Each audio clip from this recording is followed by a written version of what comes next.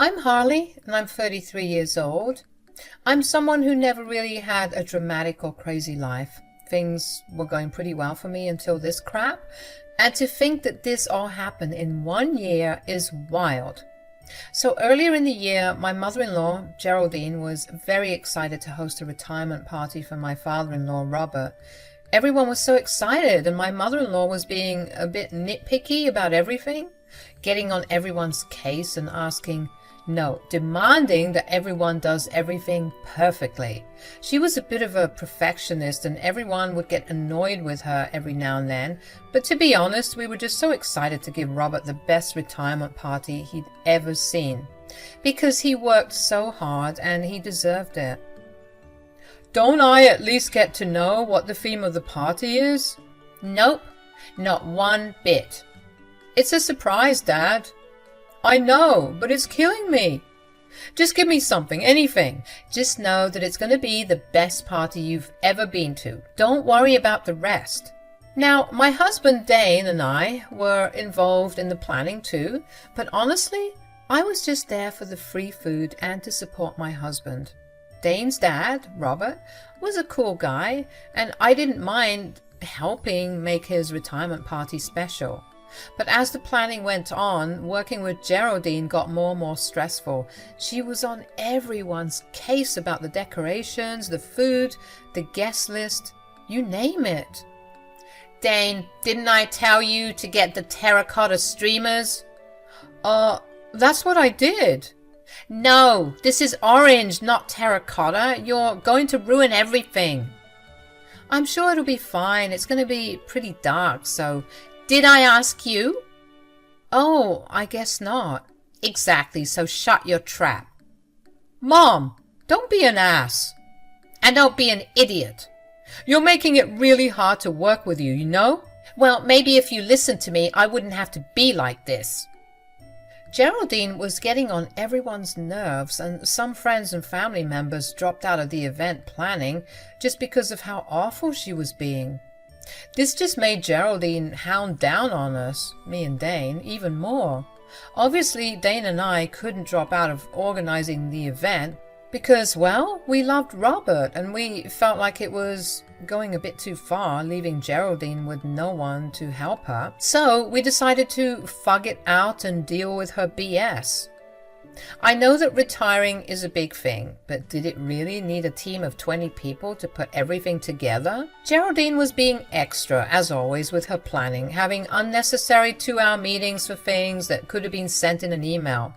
I know we all hate when that happens, but Dane and I stuck through it, of course, for the sake of Robert. One day, we were having one of her unnecessary meetings when I got a call from my dad, Maurice. Now, a little background about my dad.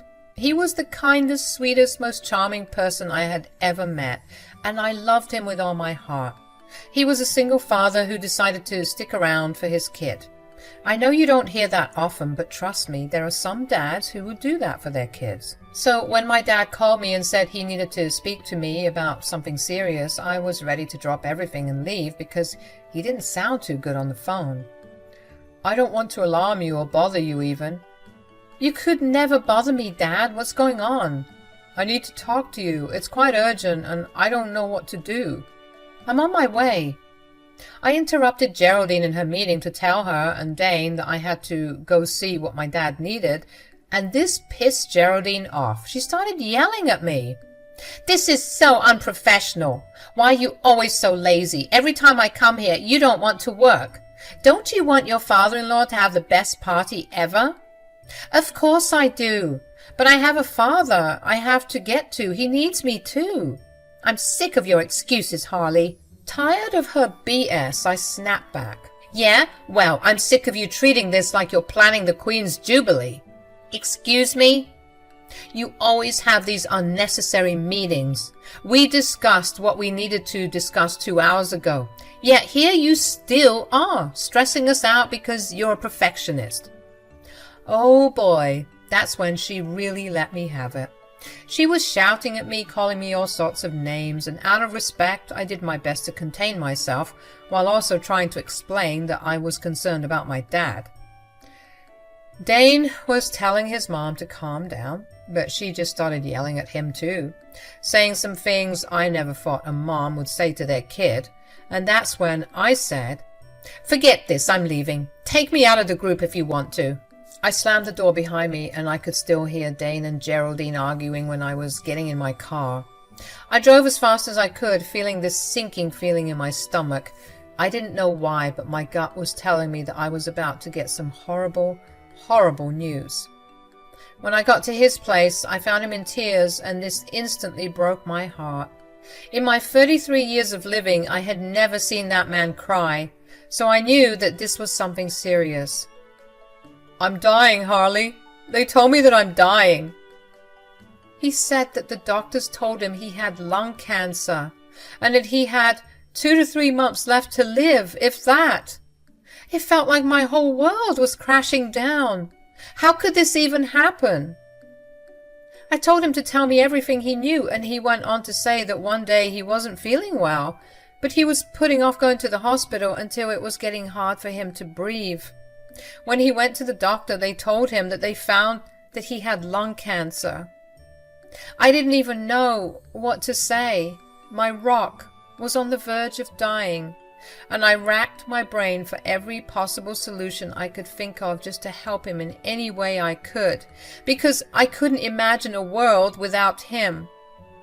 We both broke down and cried in each other's arms that day. I didn't know how else to feel. I didn't think that anything like this would happen. It turns out my dad had a pretty weak immune system, which is why they didn't give him long to live. I spent the rest of the day just hanging out with him, spending time laughing and crying and reminiscing on the good times. When I got home late in the evening, I was met with Geraldine, who was still very pissed. Apparently she expected me to come back home 4 hours earlier. Whoops. Because I was already feeling sensitive considering the horrible news I got earlier, I just broke down. Dane immediately came up to me and asked me what was wrong, and I told him the news. "What's going on, babe?" "It's about my dad. He's sick." "Oh, Harley, I'm so sorry. What happened?" "Oh, come on, Harley. People get sick all the time. It's not the end of the world." "Geraldine, this is serious. My dad has lung cancer, and the doctors say he doesn't have much time left." "Well, I don't see why we need to make such a big deal out of it. People survive cancer all the time." "Mom! Show some damn compassion. This is Harley's father we're talking about." "That was such a rotten thing to say." "Maybe, but it's true. We have more pressing matters now. Besides, haven't you heard those stories where the doctors say some crap like, 'You have 2 weeks left to live,' but the person survives? All I'm saying is, don't believe everything that you hear." "Mom, this is not the time for your bullcrap. Show some empathy." "I won't be yelled at by my own son." "Well, maybe it's time you left. Harley's going through hell, and we don't need your negativity right now." I should have known a wuss like you would take her side." "Whatever.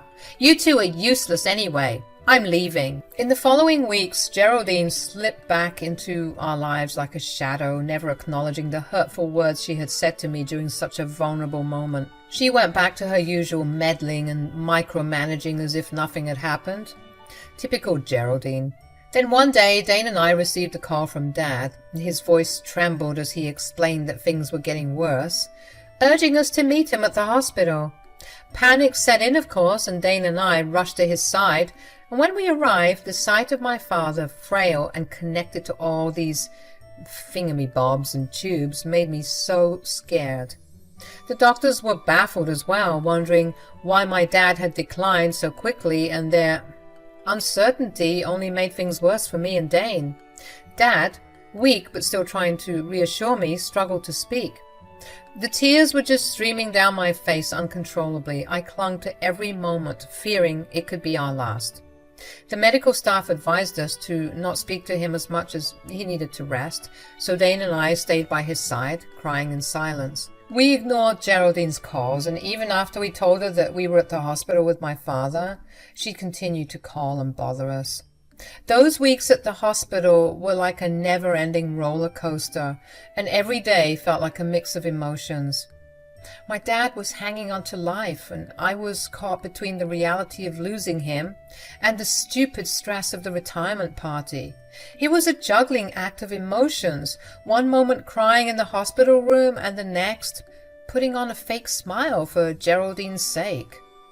Obviously, my involvement in the planning was dropping, and Geraldine's anger only grew. She just couldn't comprehend that my world was falling apart. I've honestly never met someone more cruel. I didn't have the energy for her perfectionist whims, and some days I just didn't hide it at all. This wasn't about decorations or party favors. It was about watching my dad slip away. Then finally the day of Robert's retirement party came. Geraldine, being the queen of the event, seemed a bit more composed and relaxed.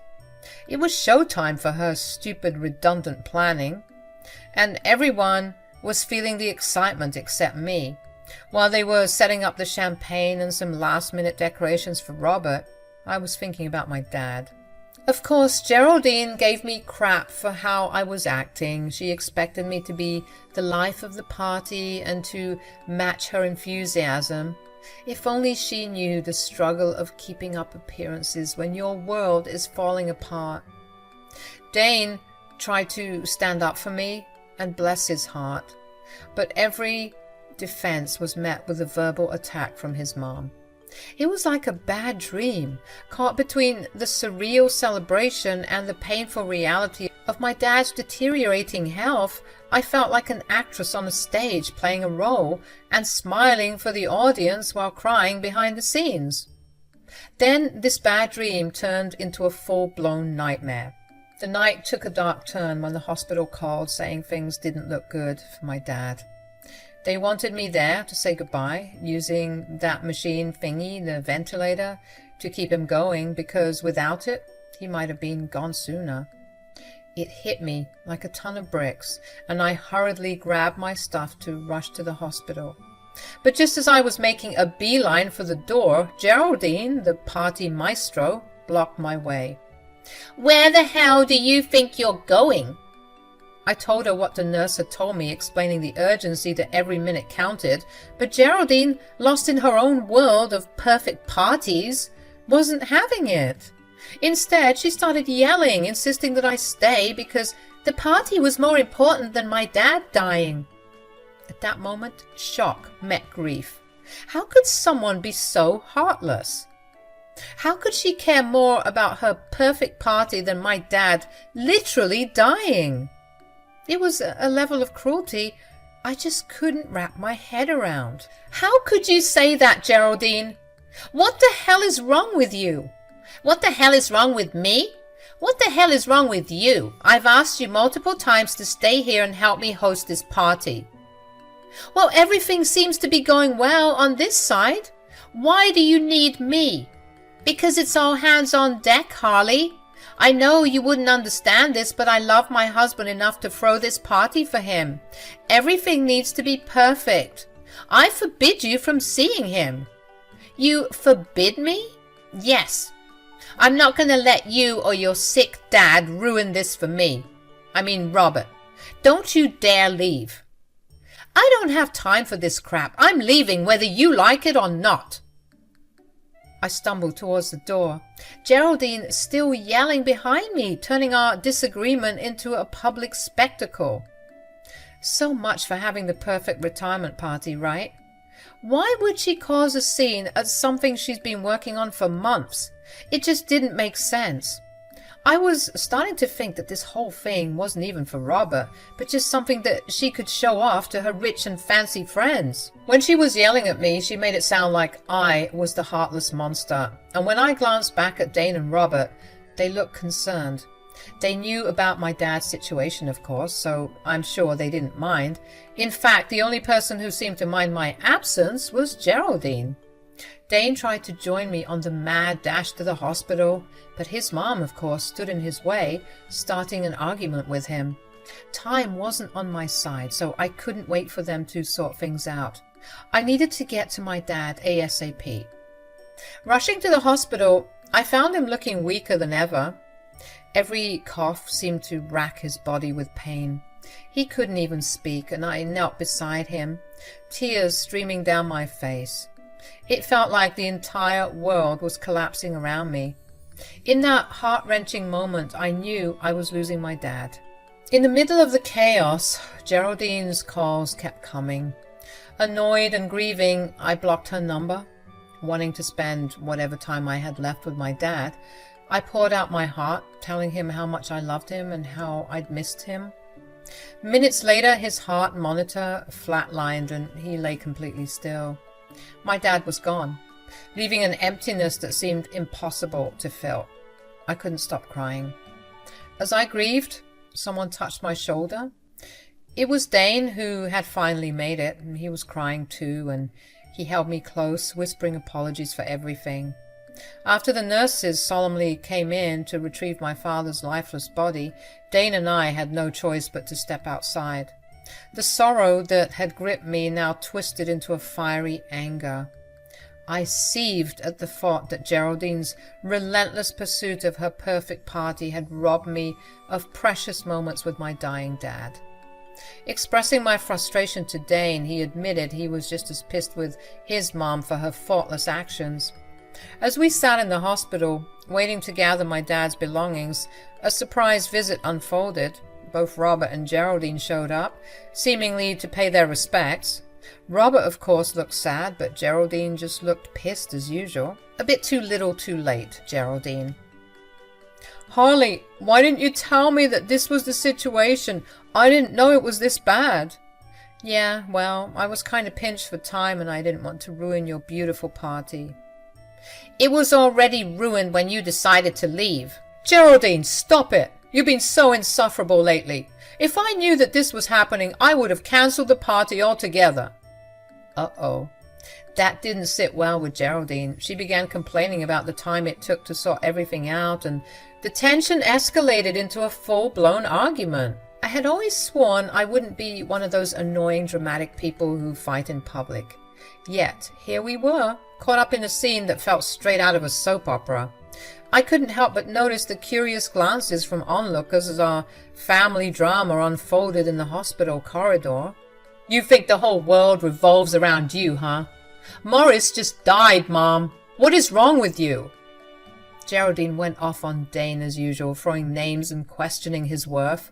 Finally, he had enough of her verbal crap. He straight up told her he was done with her and didn't want her in his life anymore. Robert tried to step in, but Dane stood his ground. He made it clear Geraldine wasn't welcome, and it'd be better if she left. She probably thought he would let things slide, and that he was being dramatic, but Dane wasn't having any of it. I was also surprised by how serious he was. He firmly pointed towards the exit, and she stormed out of the hospital. And then the unexpected happened. On her way home, apparently, Geraldine got into a serious car crash. Turns out she was speeding and not paying attention, resulting in a nasty collision with another car. Dane and I only found out later in the night as we had left the hospital and were getting ready to plan my dad's funeral. We had planned to spend the rest of the night just grieving and taking things easy when Robert called us with the news. "You guys need to come to the hospital quickly. I'm on my way right now. The paramedics were saying that she's broken a lot of bones. One of her ribs punctured her lungs, and they're saying it looks like she doesn't have much time. Please, hurry." We cut the call, and we were just trying to wrap our heads around what was happening. This was a lot to take in. I mean, I literally just said goodbye to my dad earlier in the day, and now this? It was all so crazy. I got up, getting ready to do what Robert said, and when I saw that Dane wasn't even getting up, I looked at him, confused. "I'm not going to the hospital, Harl, and you shouldn't either." "What? Didn't you hear your dad? Your mom might not make it." "Doesn't matter to me. She's always treated me like crap. Why should I care if she's dying?" "I know you two have had your issues, and I know today wasn't easy, but Dane..." "I'm being serious, Harley. I don't want to see that woman." It sounds crazy to say, but he was being serious. He didn't care about his mother anymore. He said she was already dead to him, and he meant it. Cold, right? I tried getting him to come with me, but he just wouldn't budge. So I had to leave him at home like he wanted and made my way to the hospital. When I got inside, I dashed straight to the emergency room where Robert and Geraldine were. Geraldine looked like a complete wreck, wrapped up head to toe in bandages, tied up to all these tubes. I'm not going to lie, it was really triggering considering my dad looked a bit like that not too long ago. I felt heavy, and being in that environment was not good for me. What made matters worse is that she wasn't her usual bitter and pissy self. I had never seen her act like this. She was frantic, and she looked like a hurt, lost puppy. Understandable, given the pain she must have been in. But it was just odd to see her mask slip because she clearly wasn't expecting this. When she spotted me, she burst into tears. "Oh, thank God you're here!" Thank God? Yeah, she was really scared. "I don't want to die. Oh God, Robert, please, I'm so sorry for everything.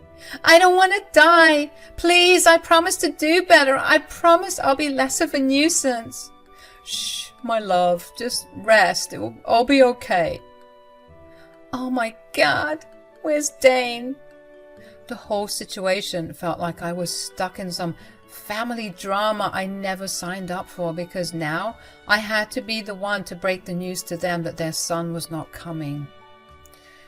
This revelation hit Geraldine like a ton of bricks, and Robert just looked hurt.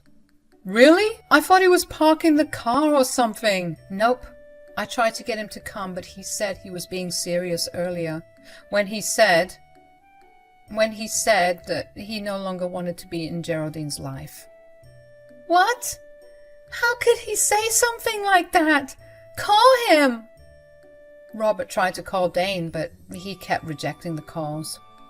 That's when Geraldine realized that she had lost her son and she didn't have any time left to get him back. There was some awkward silence in the room after that, and I wanted to crawl in a hole and die. I can't believe he doesn't want to come. He's being dramatic, right? How could he not want to see me?" "Well, I mean, you were mean to him." "But that's no excuse. I'm his mother. He's supposed to come to see me." "Well, Geraldine, I hate to say it, what with your condition and all, but you're not a nice person." "Excuse me?" "Holly, this is not the time or the place." By the looks of things, we don't have much time left. So when am I going to get the chance to say this? "Robert, I want her out of here." "Don't worry, I'll leave, but not before saying this. You have made the past couple of months a living hell for me. I've been trying to see my sick and dying father, and you tried to prevent that from happening. I hate to say it, but this just sounds like some good old-fashioned karma." "What the hell are you getting at?" "You tried to keep me from seeing my own dad today. What makes you think you deserve to see your own son before you die?" "What? How dare you? Why, you're crazy if you're thinking I deserve this." "I don't think. I know you deserve this. You're an awful parent, and you don't deserve the love you get from your husband and your son. But now it's too late to love you again. And you did this to yourself." Geraldine was starting to feel like her normal self in that moment, I guess, because she started yelling at me as best she could and telling me to get out. I had no choice but to leave her and Robert behind, going back home to find my husband, who seemed to be more upset at my father's passing than his own mother's condition in hospital. Then, at 3 a.m., the news hit us. Geraldine had passed away from her complications. Robert called me to break the news, knowing that Dane probably wouldn't answer the call. Honestly, the whole situation was pathetic and sad. Do you know how awful you have to have your own kid refuse to see you when you're dying? I know she must have felt like absolute crap, and not just from the broken bones, but from knowing that she didn't have her son by her side on her own deathbed.